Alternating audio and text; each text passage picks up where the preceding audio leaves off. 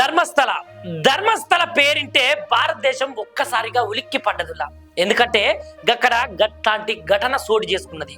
అసలు ధర్మస్థల గురించి మాట్లాడుకుంటే కర్ణాటకల ధర్మస్థలంలో ఏం బయటపడ్డాయో అనే దాని గురించి అయితే యావత్తు దేశం మొత్తం ఆసక్తిగా ఎదురు చూస్తున్నది. ఇక దీని మీదనైతే సిట్టు దర్యాప్తు అయితే ముమ్మరం అయితే సిద్ధం చేసింది. జూలై 3వ తేదీనైతే మంగళూరు దగ్గర ఉన్నటువంటి ధర్మస్థల పోలీస్ స్టేషన్ల గుర్తు తెలియని ఒక వ్యక్తి అక్కడికి వచ్చి ఆయన ఇచ్చినటువంటి ఫిర్యాదు, ఆయన చేసినటువంటి ఫిర్యాదునైతే భారతదేశంలో ఉన్నటువంటి జనాలందరూ ఒక్కటేసారి ఉలిక్కి పడ్డరు అని చెప్పొచ్చులా. గంతగనము ఆయన ఏం ఫిర్యాదు చేసిండు అని అనుకుంటున్నారు కదా.